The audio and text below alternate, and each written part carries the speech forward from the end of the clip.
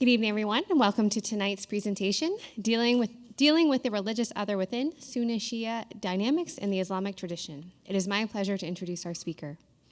Dr. Natana J. DeLong-Bas is Associate Professor of the Practice of Theology and Islamic Civilizations and Societies at Boston College. She's a graduate of Middlebury College in Vermont and earned both a master's degree and a PhD from Georgetown University.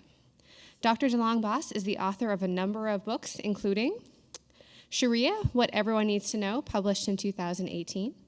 Islam, A Living Faith, also published in 2018. Wahhabi Islam, From Revival and Reform to Global Jihad, the revised edition published in 2008, translated into Arabic, Russian, and French. Notable Muslims, Muslim Builders of World Civilizations and Culture, published in 2006. And Women in Muslim Family Law, published in 2001. She's editor-in-chief of Oxford Bibliographies Online, Islamic Studies presently, and she was editor-in-chief of the Oxford Encyclopedia of Islam and Women in 2013, and deputy editor of the Oxford Encyclopedia of the Islamic World and Oxford Islamic Studies Online in 2008.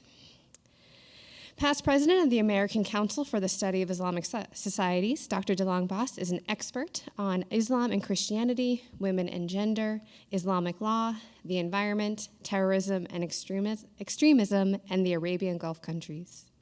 Her op-ed pieces on contemporary issues in Islam and Christianity have been published in the US, Europe, the Middle East, and Southeast Asia. We are so honored to have her with us here tonight. Please join me in giving a warm welcome to Dr. Natana DeLong-Bas.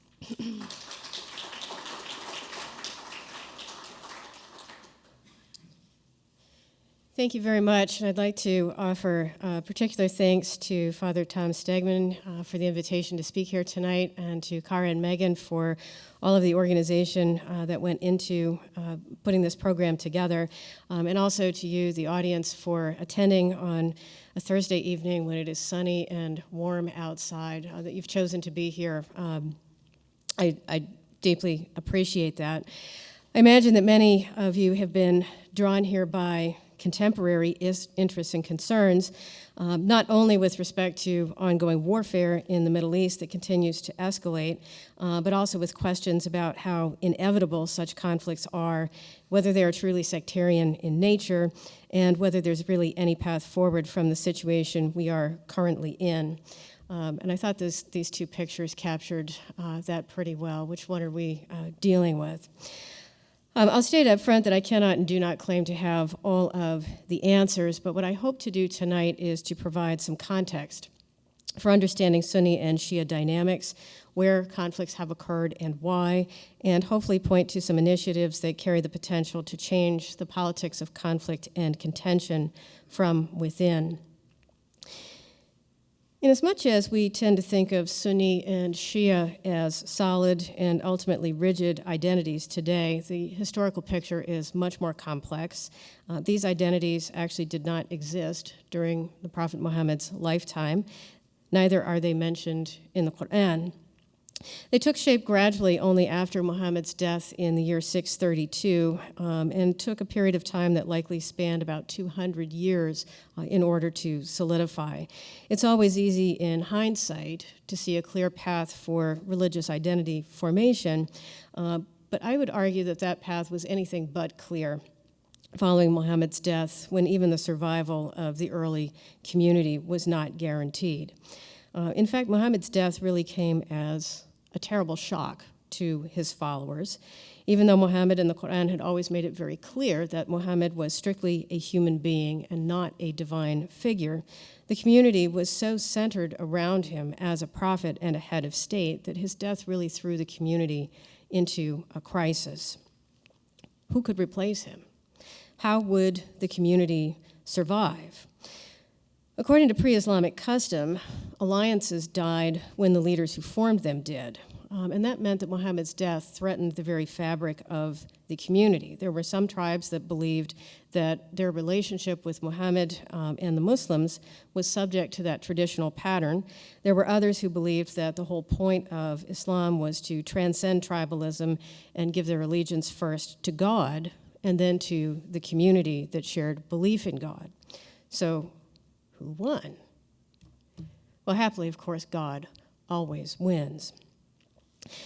And so the community had to struggle to find its way forward. There were three central questions that they needed to address.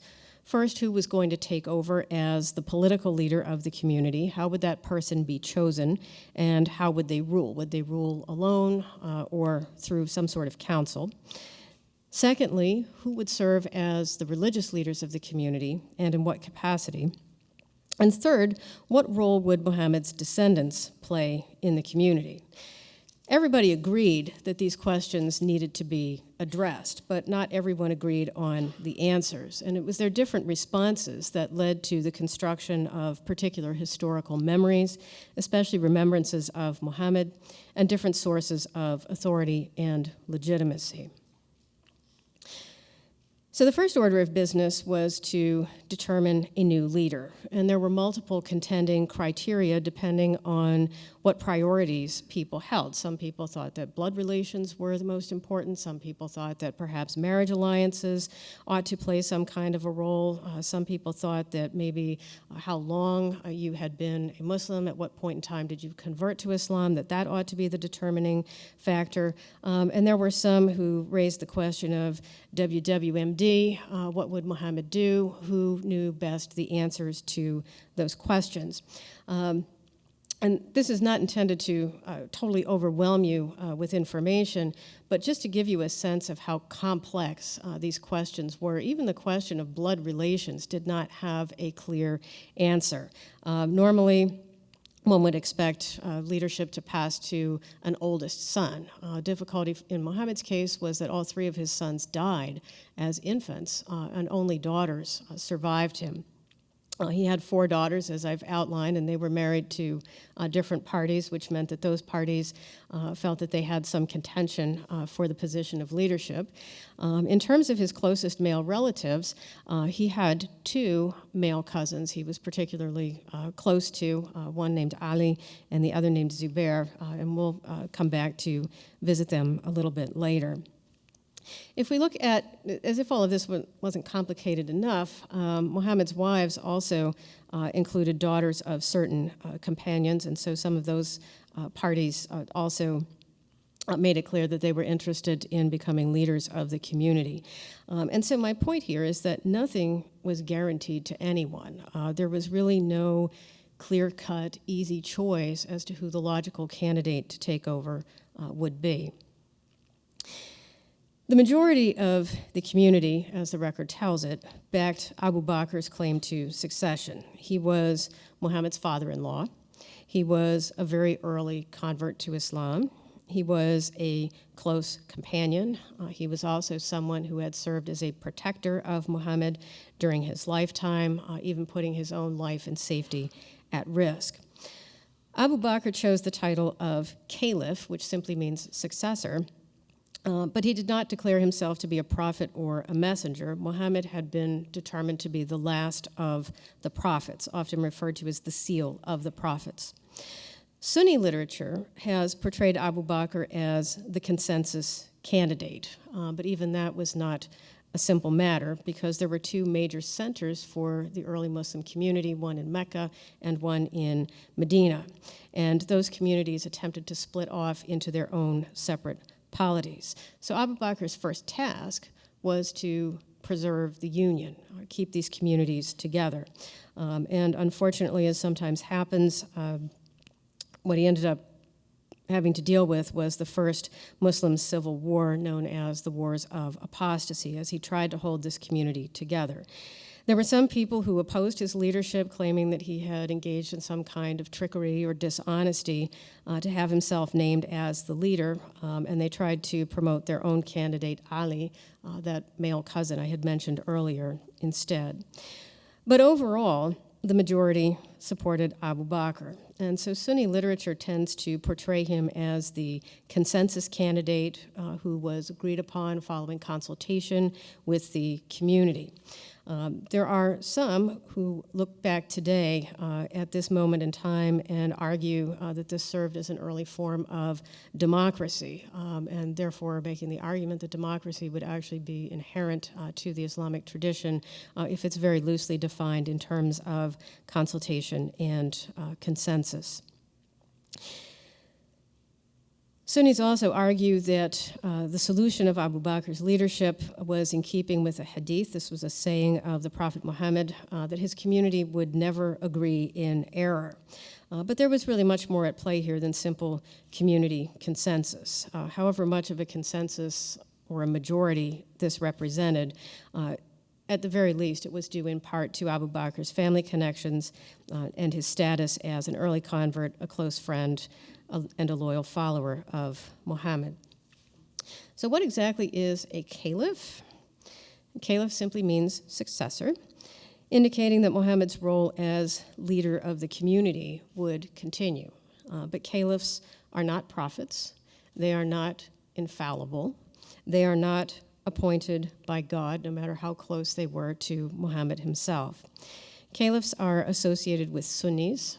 Sunni is a term that's derived from another very close word, sunnah, which just means example or habitual practice. Over time, that came to refer very specifically to Muhammad's own example, but in this early period, the concept of sunnah was known in this early Arab community as following anyone who was recognized to be righteous or worthy of imitation. And so this example of sunnah tended to extend to many of Muhammad's companions during this time. The first four caliphs are considered to be the most special among Sunnis. They're referred to as the rightly guided caliphs, and the time of their rule is looked to today as a very special time for the Muslim community. All four of these individuals were close companions of Muhammad, and so for many in the community, they best represented rule in Muhammad's spirit and rooted in his authority. They were the people who could answer best that question, WWMD. But you may have noticed something about 3 out of the 4 of them, which is that they ended up being assassinated while in office. And that indicates to us that this was not a smooth, easy transition. There remained significant turmoil and ongoing contentions for power in this early community. After Ali's assassination, he was caliph number 4, one of Uthman number 3's relatives, a man named Muawiyah ibn Abu Sufyan, and there's no quiz at the end of this asking you to remember everybody's names. Even grad students sometimes have a hard time remembering all of the names. So Muawiyah took over the caliphate, even though his claim was really not as strong as that of other parties. Yes, he had converted to Islam, but he was a relatively late convert. He converted only 2 years before Muhammad's death. But he built a lasting legacy in the form of the first Islamic state that was built upon the claim of one family, the Umayyad clan, which gives us the name of the Umayyad dynasty. And this was not really something new. It was more of a return to a pre-Islamic pattern of the nobility of a particular tribe. So he rooted his power claims largely in his tribal affiliation rather than his proximity to Muhammad. That was a stepping stone to get to where he wanted to be, and then solidified his rule through his tribal claims. One other thing that Muawiyah became known for was his formulation of the doctrine of obedience to the ruler as a way to maintain social and political stability. And that model became critical to the Sunni dynasties that followed. This idea that being obedient to the state and dynastic political power was often equated with adherence to Islam. You may hear this referred to sometimes as submission to the ruler, offering a sort of parallel to submission to God. The ongoing symbolic power of the caliph and the caliphate was that it gave the impression of unity, the entire ummah united under a single leader. And you'll note that I said that that was an impression and a symbol because the historical reality was much messier. There were oftentimes contending caliphs, maybe not as big or as important or controlling as much territory, but there nevertheless remained this ideal that somehow the Muslim Ummah needed to remain united and singular. Many point back to the Abbasid Empire, which was in power from 750 to 1258, as the golden age of Islam. It's looked to as the height of civilization, culture, the development of Islamic law, wealth, power, and a time when Muslims commanded respect throughout the entire world. Even though the Abbasids also met a forcible and bloody end at the hands of Mongol invaders who sacked the capital of Baghdad in 1258 and killed off the rest of the Abbasid ruling family, that symbolism never died. And so the Caliphate became a prize that later rulers would attempt to claim, and in the process then attempt to claim some sort of status for ruling over the entire Muslim community. One of the most important examples would have been under the Ottoman Empire. In the year 1517, the Ottomans conquered Mecca and Medina, and the Ottoman Sultan took on the title of Caliph, which he held on to until 1924, when that was abolished. Today, there is no centrally recognized caliph. That leadership has taken on new and different forms in the 21st century. And there remain differences of opinion as to how leadership should be formulated. The most traditional method would be institutionally based prominent leaders, and again, we're talking about Sunnis here, so we might look to someone like the Grand Sheikh of Al-Azhar University, Ahmed al-Tayyib. We could look at Grand Muftis in many different countries, although we can argue about how much influence some of them actually have. Here in the United States, two very important thinkers are the founders of Zaytuna College, Sheikh Hamza Yusuf Hanson and Imam Zaid Shakir. Hamza Yusuf Hanson, by the way, is one of the 5 most popular preachers throughout the Middle East. So even though he was born and raised American, he's a convert to Islam. He has a very powerful voice in much of the Muslim world. We also have what I would call non-institutionally based popular preachers who have mass followings on television, and they have mastered the use of social media.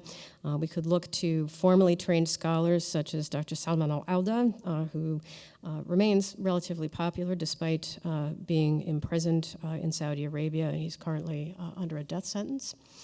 Dr. Ayad al-Qarni, also of Saudi Arabia, is also among the top 5 most popular preachers in the Arab world. We've also seen the rise of a new kind of popular preacher, people who are trained in other fields and are trying to revitalize the message of Islam and make it a little bit more accessible to young people. So we have people like Dr. Tariq al-Suwaidan of Kuwait, who earned his PhD in petroleum engineering at the University of Oklahoma here in the United States.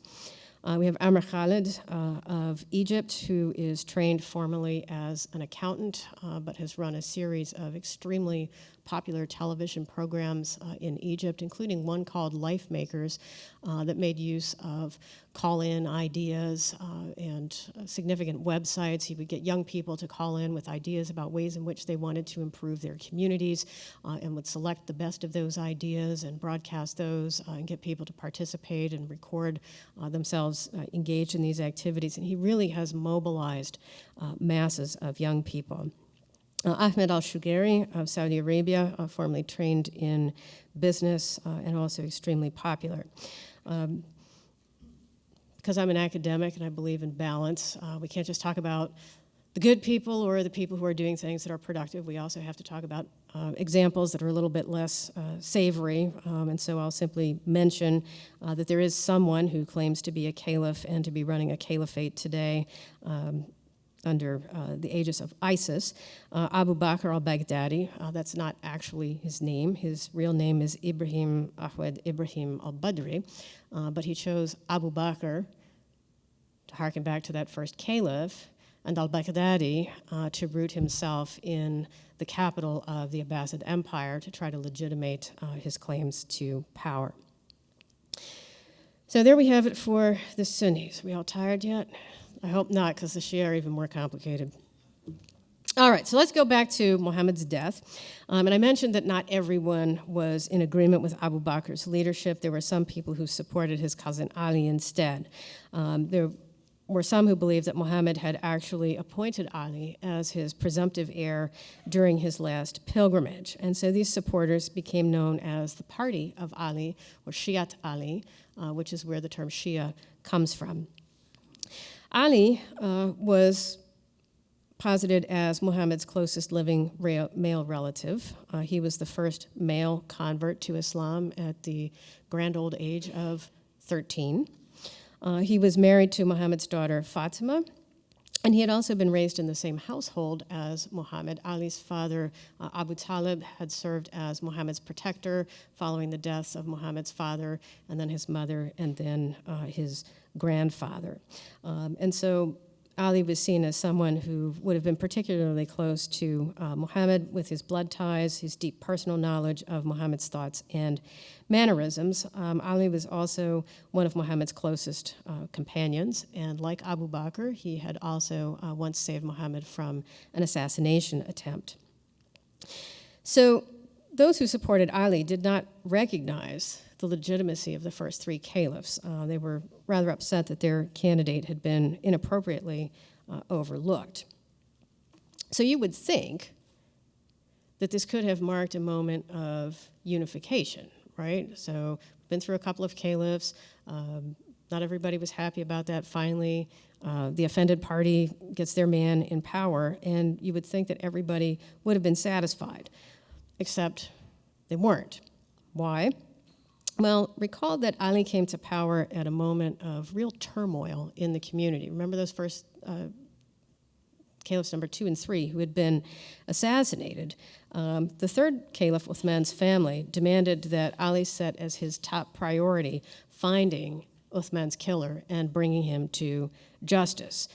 There were quite a few people who were not thrilled with Uthman's caliphate. He was considered very controversial. He was known to have favored relatives with political appointments and wealth. That was in keeping with customary tribal practice, but it violated the Quranic ideal of the equality of all believers. And so Ali found himself caught between the relatives of a murder victim who were demanding justice, if not vengeance, and the broader community that said, well, this claim really isn't all that valid because if you look at the guy that they assassinated, he really wasn't such a great leader anyway, and maybe we're better off without him. And so Ali tried to do the WWMD thing. He tried to follow Muhammad's example and use arbitration to resolve the issue. But unfortunately for him, he was not as skilled of an arbitrator as Muhammad was, and the conclusion that he reached satisfied no one. In fact, there was one group that actually seceded from the Muslim community and decided to form their own separate community. And this would be the Kharijites, literally those who go out. And they are looked to as the first real example of sectarianism in Islamic history because they broke off from the main community and were actually successful in doing so. There was another group of people who decided that Ali was simply incompetent as a leader and that keeping him in power would ultimately destroy the community, and so they set out to challenge his authority. Muhammad's favorite wife, Aisha, served as the symbolic head of that group, which was led by another one of Muhammad's cousins and companions, that Zubair ibn al-Awwam that I had mentioned. Ali and Zubair were Muhammad's 2 closest male relatives. So now we have Zubair challenging Ali for power. This ultimately resulted in a military conflict. Aisha and Zubair engaged Ali's forces in a battle that is known as the Battle of the Camel. And the end result of that was that Zubair was killed in the conflict. Aisha was ultimately disgraced. And for those who want to argue that women should stay out of politics, this is one of those paradigmatic moments that people look back to. And Ali himself stayed in power until he was assassinated by a Kharijite in the year 661. What a mess, huh? So what happens next? It's like a good novel, right? Or maybe not such a great novel. There are a lot of characters to keep track of. So at this point, the nominal caliphate passes to Ali's oldest son, Hassan. Hassan was not a particularly powerful figure. He was not very wealthy. He didn't control much territory, and he also does not seem to have been terribly interested in leading the community. And so he gave up the caliphate to his father's main opponent, Muawiyah ibn Abu Sufyan, in order to try to keep the peace. And Muawiyah proved to be a very capable military and political leader. He significantly expanded Muslim-controlled territory, but there were some people who believed that Hassan had really made a big mistake by giving up leadership and not doing anything to take it back.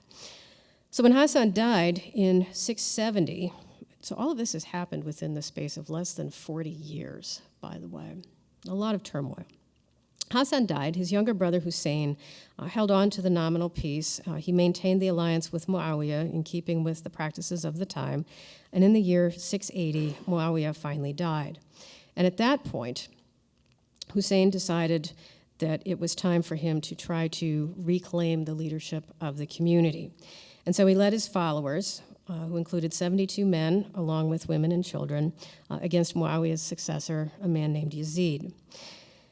Now, as the story goes, Hussein had received many pledges of allegiance because he was willing to fight for his right to lead the community. He also played on his status as Muhammad's grandson.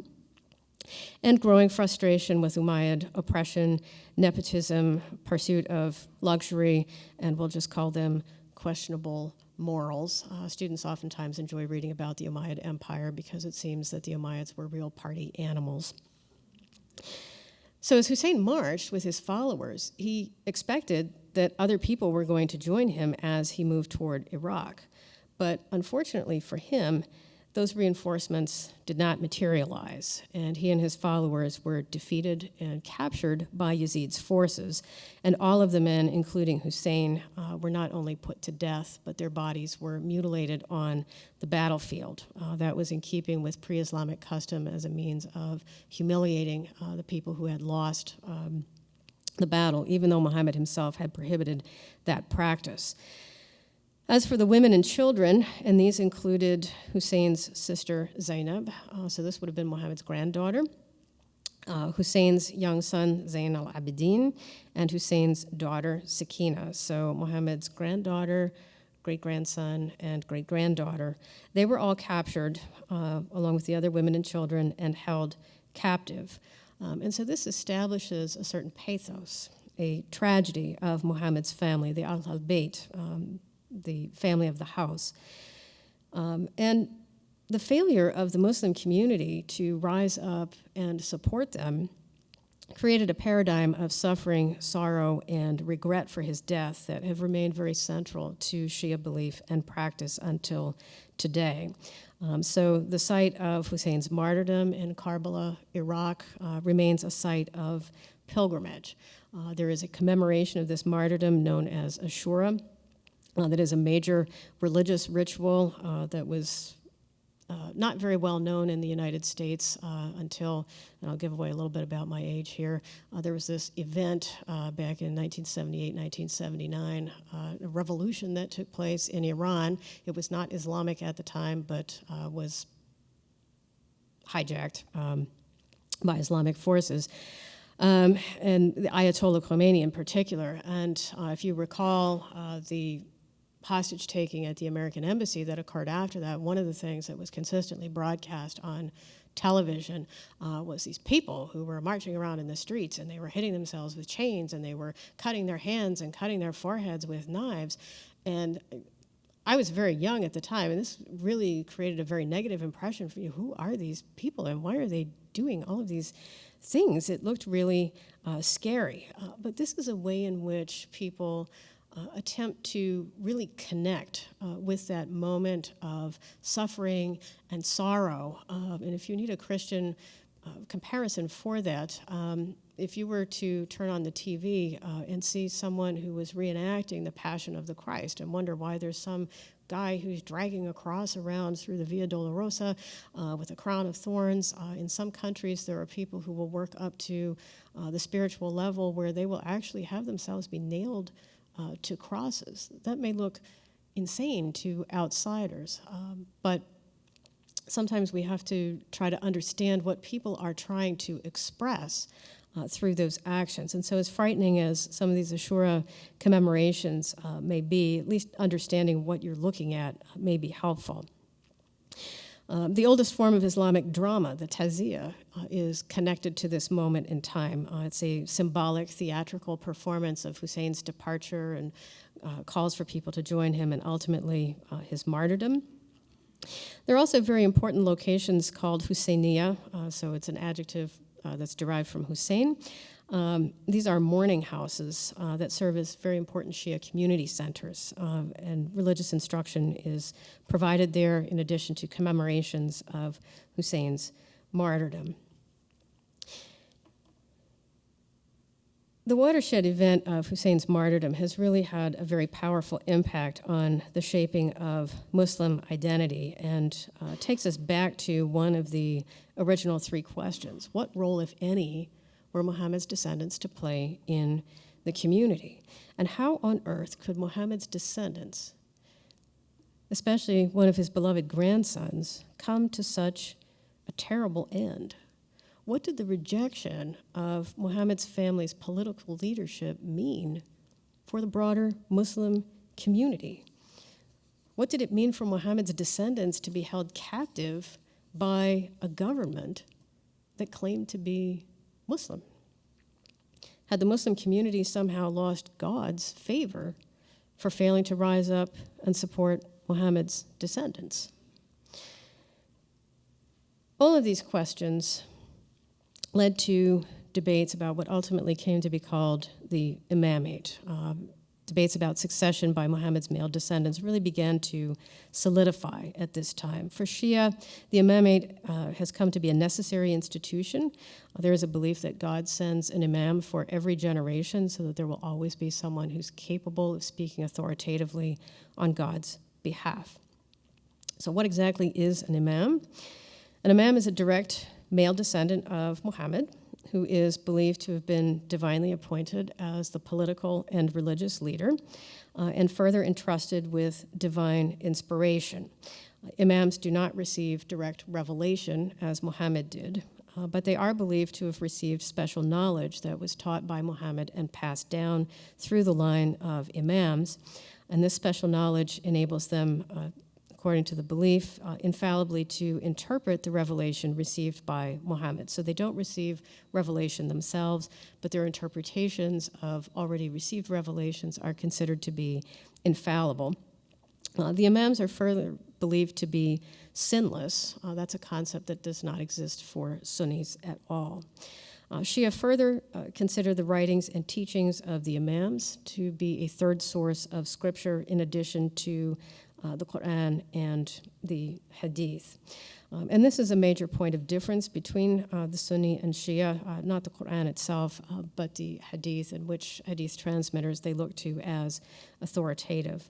One might also argue, as some scholars have, that the Shia are inherently more mystical than Sunnis are because of the complex nature of the Imam's teachings. But it still gets even more complicated. One thing we'll note here is that Ali, as the first imam, was effectively the only one who ever actually held political and religious power. Neither Hassan nor Hussein did. Hassan gave his power up to Muawiyah, and Hussein was martyred in the attempt to reclaim it for himself. The supporters of Ali and his descendants agreed upon the first 4 imams, and then after that the line became complicated and resulted in a split of Ali's followers into 3 different branches: the 5ers, the 7ers, and the 12ers. That's the easy way for English speakers to remember them. I'll tell you a little bit about each. So the 5ers, also known as the Zaydis, believed that the imamate died with Zayd ibn Ali, who would have been Hussein's grandson. That he was the fifth and final imam who was martyred in a failed uprising against the Umayyad Caliphate. His martyrdom established a paradigm of revolution against corrupt rulers. The argument is that you cannot remain passive in an unjust world.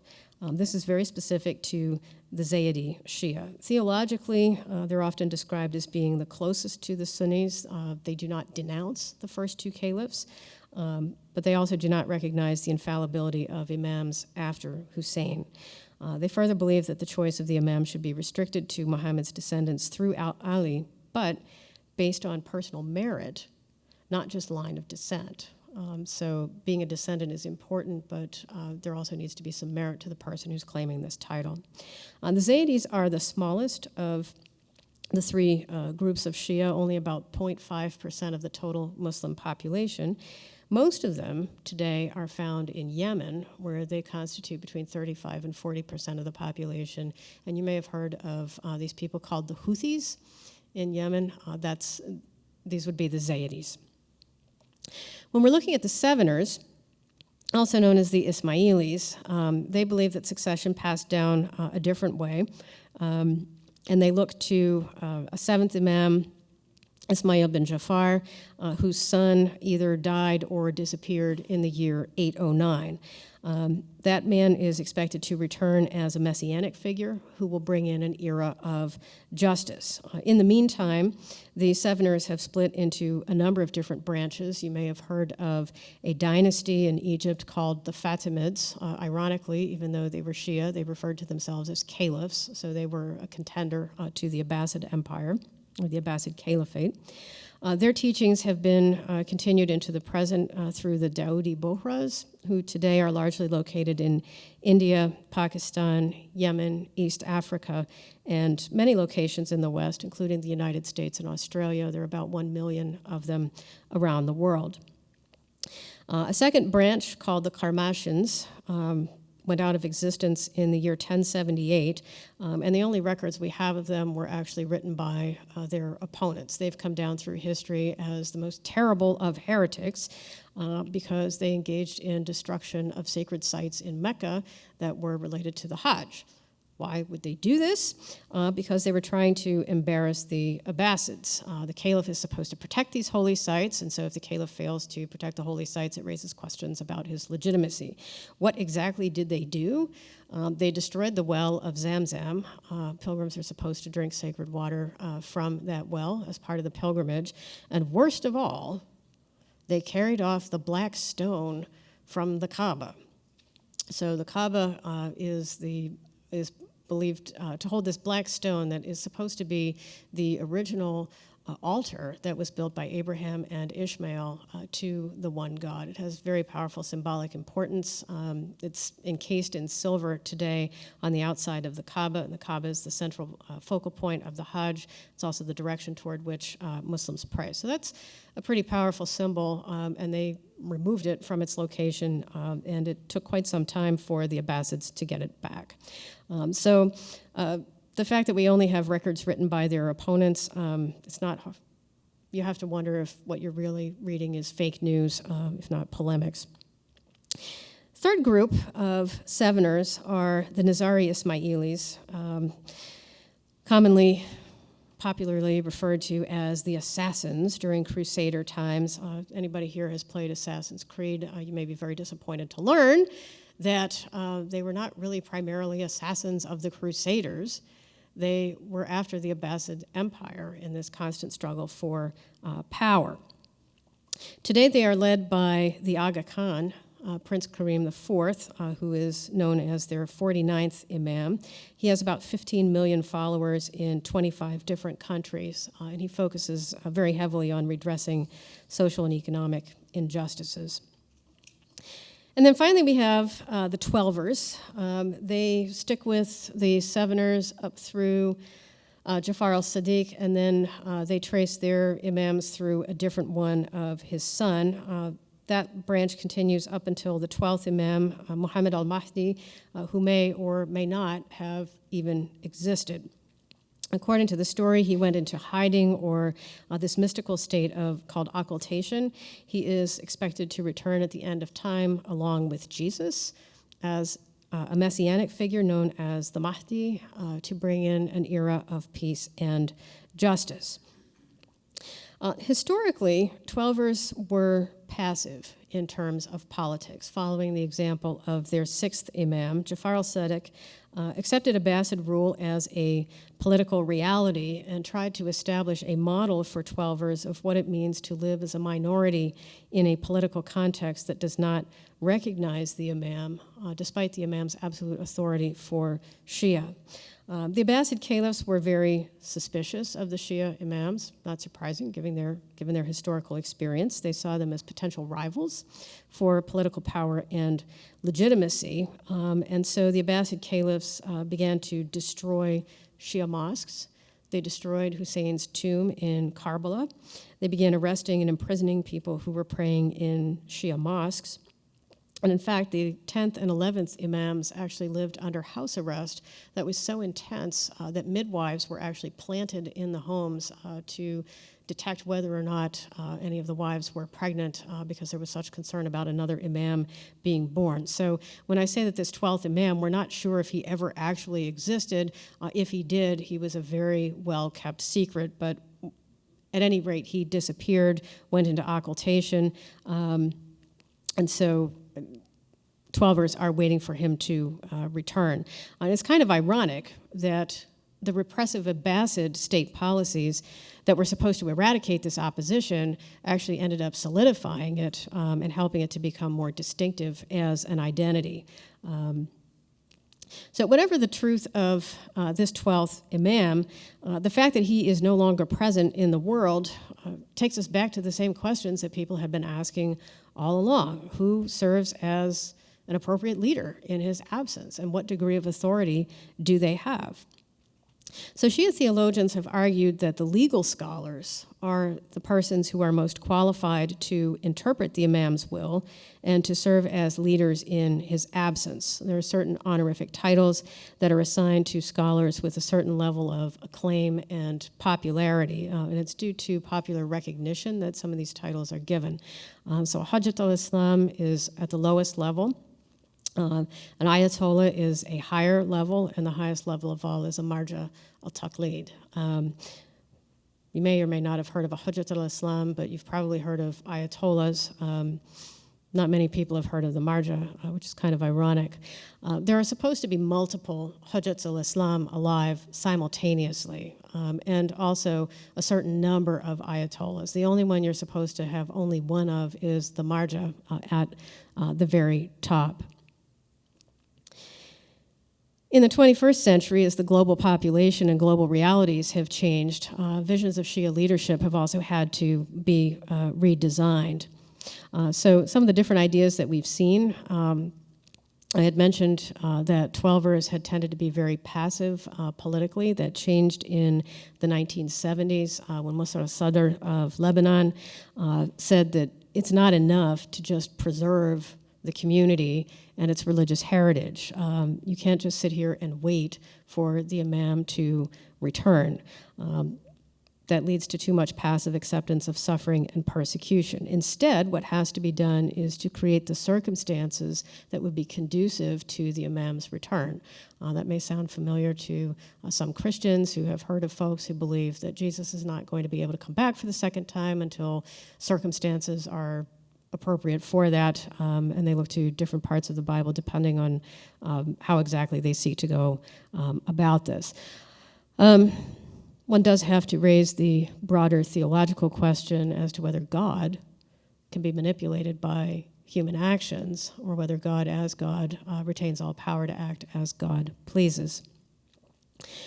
Another model was introduced by the Ayatollah Khomeini, and this is the idea of the rule of the jurist, that while the imam is absent, rather than just serving as religious leaders, the jurists must also serve as political leaders.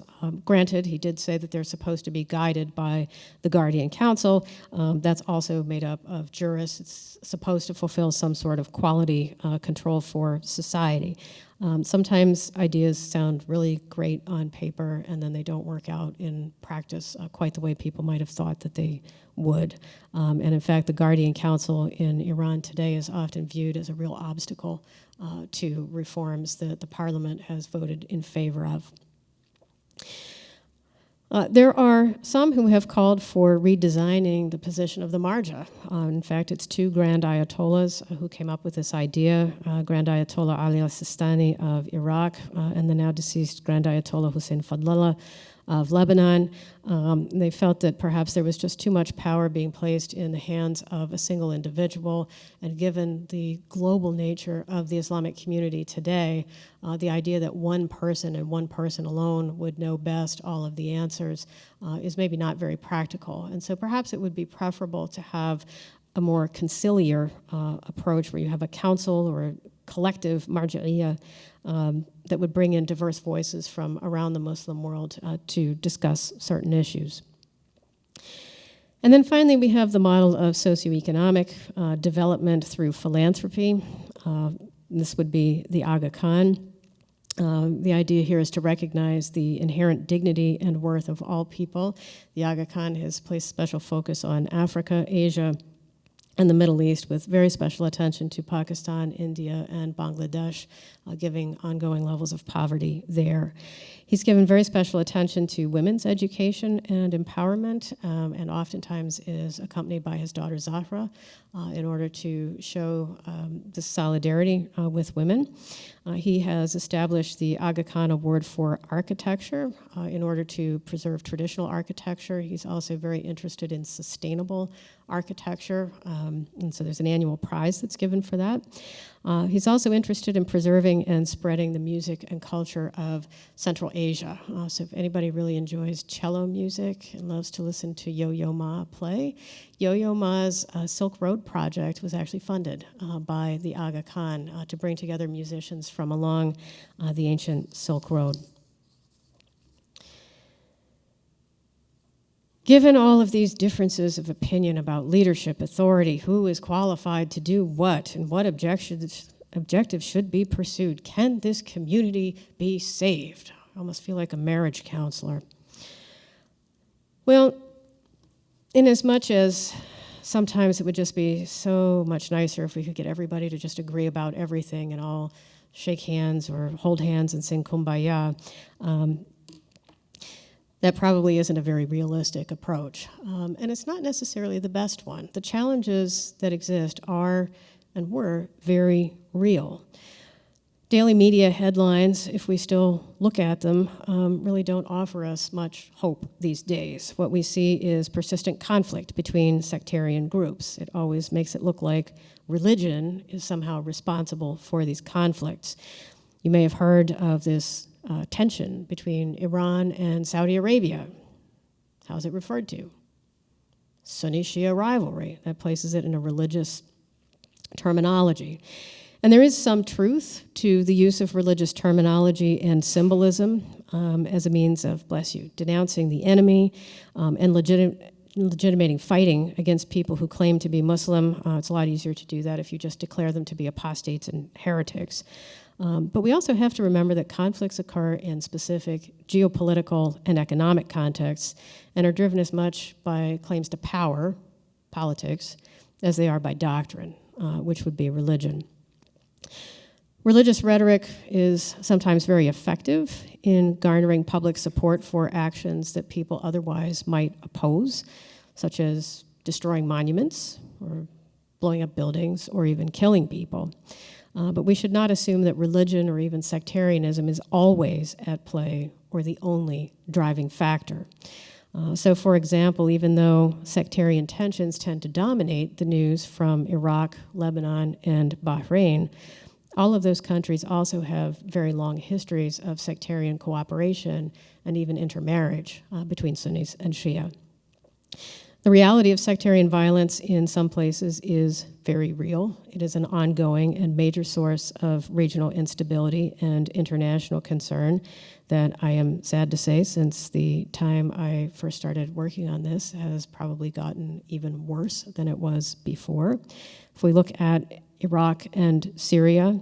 We have groups such as Al-Qaeda and ISIS that have specifically targeted Shia for punishment and even death. ISIS has taken great joy in destroying those Husseiniya, the Shia community centers, and posting videos of that online. They have attacked shrines and tombs that are important to Shia, in addition to monuments and buildings with religious and cultural significance, not only to Shia, but also to other groups, including some very important monuments from the pre-Islamic era. But there's a real risk of describing ISIS only as an anti-Shia group. If we do that, then we're sweeping under the rug other groups of people that they have also targeted for persecution and even death, including the Yazidis.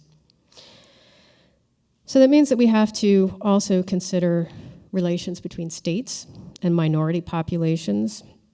Here we might think about Saudi Arabia's treatment of the Shia minority, or Iraq's Shia majority that's now in power and how it's treating the Sunni populations that had previously been in power, albeit as a minority population. It's important to take a look at states' records on human rights, whether in terms of abuses or protections thereof, and you can fill in the country of your choice.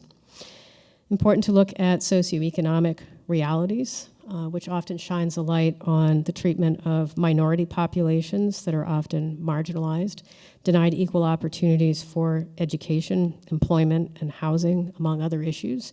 That has been a problem particularly in Lebanon, which has been exacerbated by demographics that have changed who actually is the majority and minority population without necessarily changing internal structures to reflect that.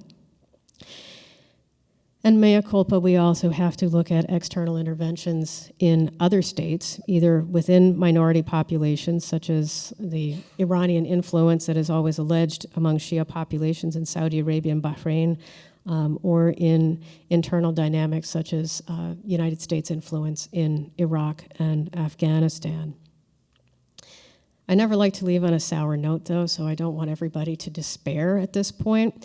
We have to uphold the reality that differences are real, and we need to acknowledge them, but we also have to uphold the reality that differences do not have to serve as permanent barriers, boundaries, or reasons for hatred or violent conflict. Differences of opinion exist within every family and community, and we have to learn to deal wisely and respectfully with difference. And if we learn to do that, that can be very enriching, especially if we include a variety of voices while we uphold what unites the community. And at the center of everything for Muslims remains a very simple but powerful statement. La ilaha illa Allah. There is no God but the God. And they also share common belief that Muhammad Rasulullah, that Muhammad is God's prophet. That is the most central core belief for both sides. Everything else is extra. And note that I stated community, not communities, because it is still really one ummah. Both Sunni and Shia believe in the idea of the global ummah. Diversity is a reality, but we also know that diversity is an intentional part of God's creation. The Quran itself in chapter 49, verse 13, tells us that God intentionally created human beings to be of different tribes and races so that we might come to know one another. Think about the most enriching conversations you've ever had. If all you do is talk to like-minded people, it gets kind of boring after a while. It's when you meet new people with different experiences and different perspectives that the conversation can become more interesting. And the point of the conversation is not necessarily to bring everybody to the same united belief, but rather to learn to appreciate the value of having that variety of perspectives, and you just might learn to look at the issues in a different way. That's not making light of difference, but rather suggests that difference does not have to necessarily lead to violence. You don't have to take my word for it, though. I've given you a couple of examples here from Muslims themselves. Two very important initiatives that were spearheaded in Jordan. One is the Amman message that was promulgated in 2004. It brought together 200 Muslim scholars from all over the world, both Sunnis and Shia, and was signed by hundreds of Muslim leaders from around the world, both majority and minority populations. The most important outcome of the Amman message was recognition of the legitimacy of both sets of law schools, 6 for Sunnis and 2 for Shia. And it also, very importantly, forbade Muslims from declaring other Muslims to be apostates. So it recognizes that diversity of opinion is going to exist and that this does not have to become a point of conflict. That message then became a springboard for Muslims once they had worked within the community to start to reach outside of the community through a common word. They began by reaching out to Christians first, and since that was promulgated in 2008, it has been signed and endorsed by more than 19,000 Muslim and Christian leaders. So I would like to thank you for your kind attention. And I was asked to come up with a couple of questions that will allow you to take all of this information that I have just given you and all the questions that I've raised and think about it together. I invite you to turn to people around you and discuss what kinds of opportunities and challenges you see for Sunnis and Shia moving forward, and whether you see conflict as being inevitable. I guess we'll give you 5-10 minutes. Couple minutes to do that? 5 minutes. All right. Thank you. Natana, one of the things we identified, we had a third partner here, and he'll be back in a moment, is that the level of difficulty between some Shiites and some Sunnis has varied with the age, but especially with the politics. In other words, there have been times, like the 1960s, for example, when there wasn't a great tension between Saudi Arabia and Iran. The king in Riyadh and the Shah in Tehran were not at daggers drawn. So sometimes the politics does override the elements of faith that they all hold in common. So our question for you was, what signs of hope do you see where religious leaders today, be they Shiite or be they Sunni, are saying our religious points of agreement are more important than our political and ethnic points of disagreement, so that we want to take a distance explicitly from the political conflicts? Thank you. So I would say that a lot of the hope among religious leaders lies in the fact that you're looking at religious leaders rather than people who are in positions of political power. So King of Saudi Arabia is really, he's a political leader. He claims the title of custodian of the 2 holy mosques, but he's not someone who issues pronouncements about religion.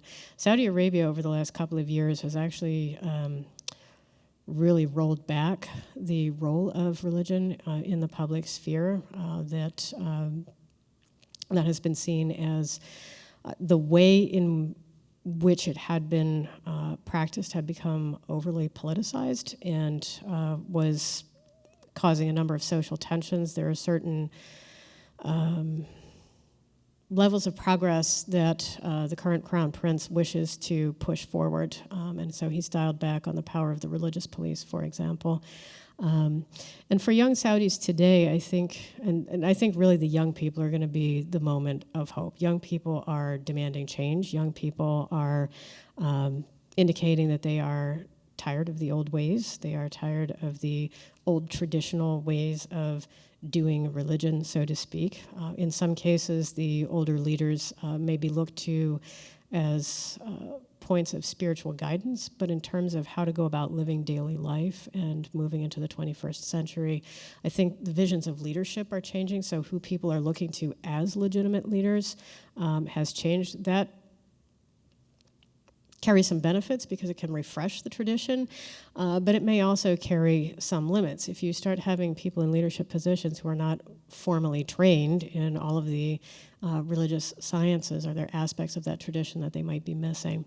One other sign of hope I would note is that there are times when looking to the historical record can actually be helpful. So that is one thing that's happening with respect to the development of Islamic law. There's been a lot of pressure to move away from jurisprudence as it has come down and to recapture and reclaim the values of Sharia, these objectives or values that the law is supposed to uphold. And when you reach a point where the laws as they exist are no longer fulfilling the purpose that they were supposed to fulfill, then it's time to revamp and refresh the law. And so I think that is certainly something that's talked a lot about in Islamic legal circles among younger scholars. Well, younger, we're in our 40s and 50s, but we're younger, right? We're not in our 80s and 90s.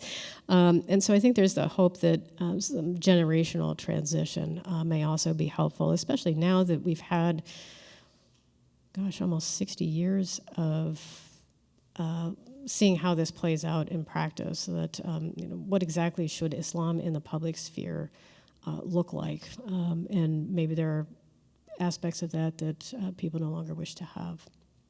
That's a rich answer. Thanks much. You're welcome.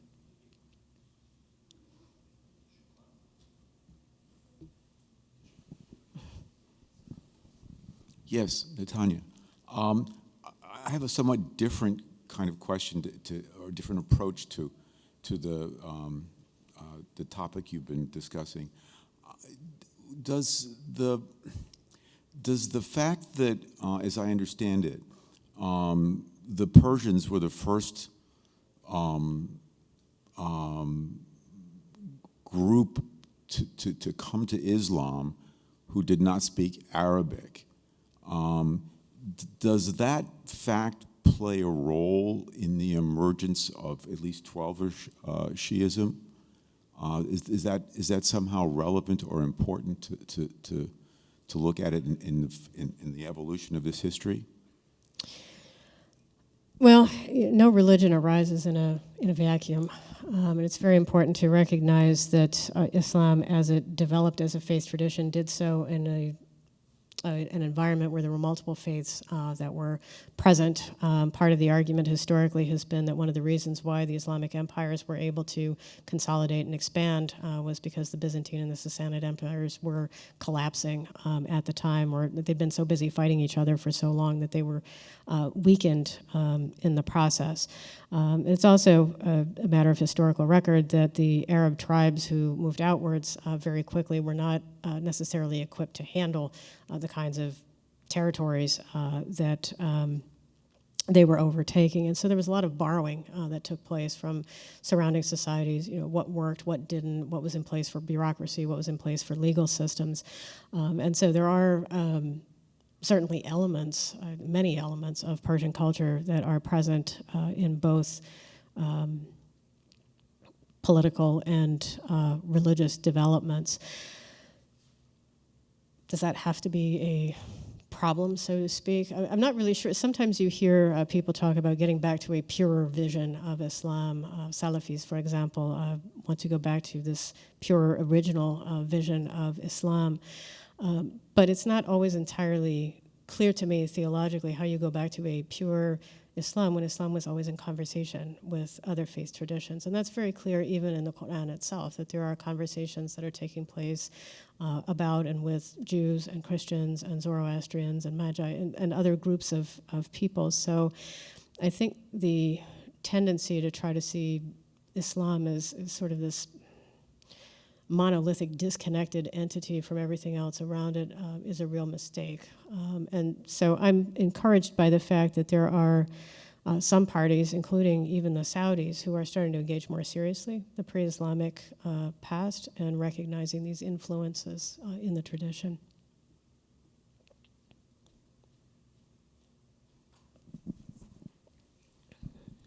Thank you, Professor, for a comprehensive presentation of a very complex topic. So I'm grateful for that. Very well done. Thank you. My question is, you can help me understand further, because I'm reading in the last 20, 30 years about, I don't know if I'm saying this right, Wahhabism out of Saudi Arabia, right? What I read is it's a brand of Islam that's punitive and harsh and regressive, and that Saudi Arabia has exported that to other parts of the Arab and Muslim world, and that it's been taken over, and the way it's interpreted is very dangerous and violent, and can that be curtailed? And then the other thing I wanted to, it's another section of Islam, which is, I did this thing called the Enneagram a couple of times, and they said it came from Sufism, which is a mystical form of Islam, which seems to be entirely peaceful to me. So could you actually comment on those and help me to understand where those fit into this history? So if we are talking about the Wahhabis, this would be a Sunni sect viewed as one of the most ultra-conservative and one of the most orthodox. The Wahhabi tradition, very briefly, has developed over time. It was originally founded in the 18th century, and there have been a number of changes and developments over time. But one of the things that we have seen from the 19th century in particular and coming into the 20th century is a desire to increasingly purify the faith tradition and homogenize it and kind of put everybody along the same path. So one of the areas where I feel that history can be useful, and this is what I did for my dissertation work, was to go back to the original founder and to see what he had to say on these issues. And one thing that was really surprising to me was that I didn't find all the things I was supposed to find with all the violence and calls for jihad. Much of his work on Kitab al-Jihad, so the book of jihad, was designed to limit the occasions on which a jihad could legitimately be fought. He was also very concerned with education. Because he felt that there were too many people who had to rely on so-called religious scholars or religious experts and were not able to access the original texts themselves. And if you can't read what the original text says, then you don't know whether what the person is telling you is actually true or not. And so he opened schools for both men and women in 18th century Arabia, in order to teach people those texts so that they would then be able to evaluate and critique on their own what they were being told. That's the part of the history that I hope is being revived. And in fact, inside the kingdom today, there are more women than men in the universities. Women tend to be more highly educated and more likely to complete their university degrees. That said, the Saudis have also put an awful lot of money into exporting a particular interpretation of the religion that really took off in the 1980s. So I mentioned the revolution in Iran in 1978, 1979. There was also a very pivotal event inside Saudi Arabia in 1979, which was there was a group of people defined as fanatics who overtook the Grand Mosque in Mecca. They had spent several weeks putting water, food, and all kinds of arms inside the most sacred site in Islam where violence is never supposed to take place. Like, you can't even slaughter an animal in that location. That's why they're considered to be fanatics. But one of the followers of that group claimed that he was this Mahdi, this messianic figure who was supposed to come back at the end of time. And it took several weeks for them to be pushed out of the mosque. One of the stories that helped to solidify this guy's claim to be the Mahdi was the military forces kept throwing grenades in, and this guy would pick them up and throw them back before they exploded, until one day, unfortunately for him, unfortunately for everybody else, he wasn't fast enough, and that was the end of that.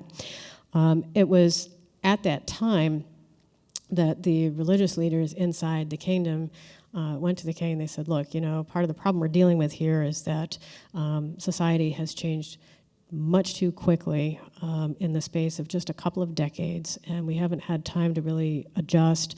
And so what people need is more religion. And the government was willing, in exchange for the scholars' support in helping them to get these people out of the mosque, to give them a much freer hand in society. Part of what we're seeing now, this really started under King Abdullah, is a reining back of the power of religion inside Saudi society. So that's the first half of the question. The other half of the question had to do with the Sufis, the mystical tradition of Islam. And oftentimes we see, the Wahhabis is one extreme and the Sufis is the other. That the Sufis tend to be associated with poetry and music and whirling dervishes and love and a more universal message. And in many cases that is true, but we also have to look at historical reality. And so I would think particularly of the colonial era. In the 19th century, most of the jihads that were fought against the European colonial overlords were actually led by Sufis. And that was because they had connections to the networks of people, so they had mass followings. They had a network of buildings with the lodges so that they could move people and arms throughout the country.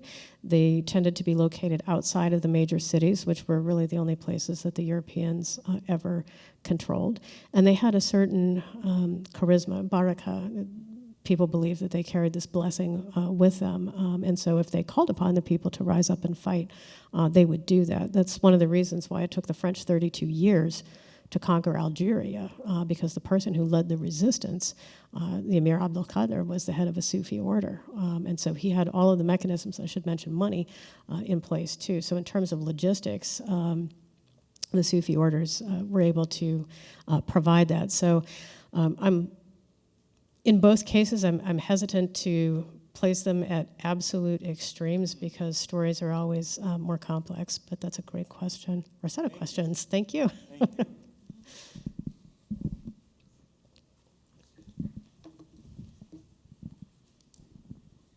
Thank you. Could you address the Syrian Alawite community as well? So the Alawi community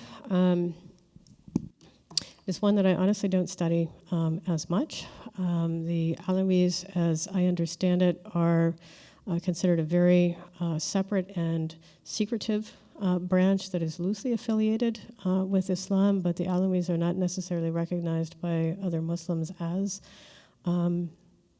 genuinely Muslim. Part of the challenges, I've tried to look into some of the teachings, but I don't have connections to the community, and written materials are not as easy to access. So that's a topic I simply don't feel qualified to answer. I'm sorry. Yes. Sure. Let's wait for the microphone so we capture that. The Alawites are Shias who live in Turkey, generally. They're a little bit different than the Shiites. So they call Shias in Turkey Alawites. Just okay. Yep. Thank you. Thank you.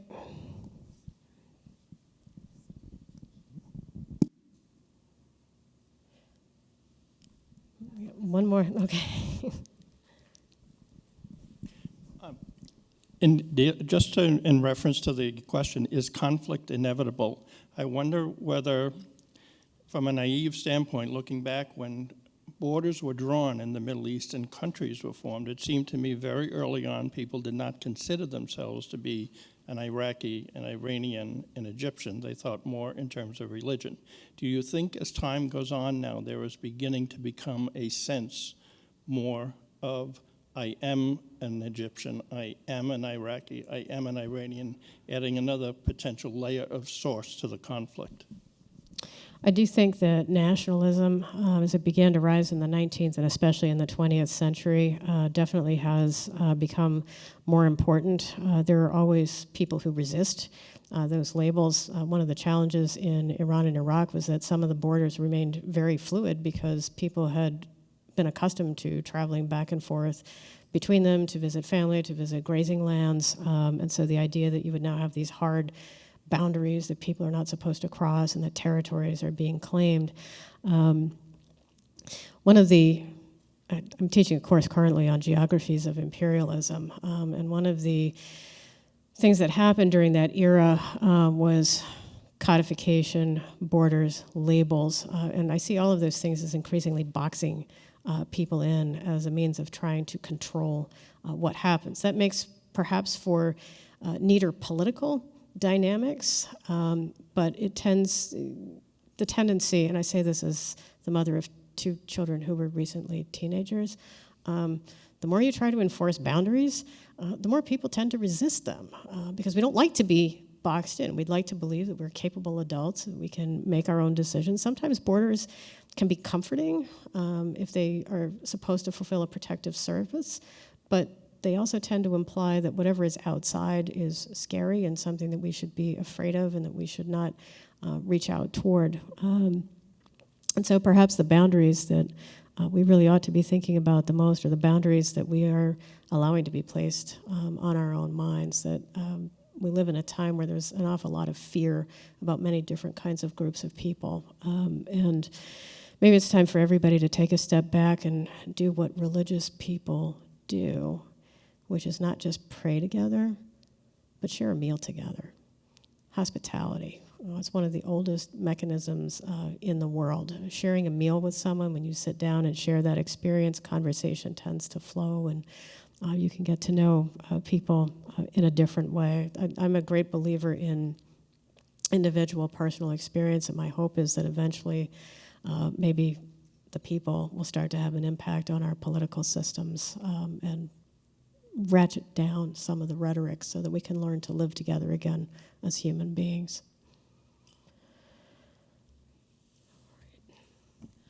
Well, on that note, I'd like to thank Dr. DeLong-Bas for joining us tonight for a wonderful presentation. Please join me in thanking her for being here tonight.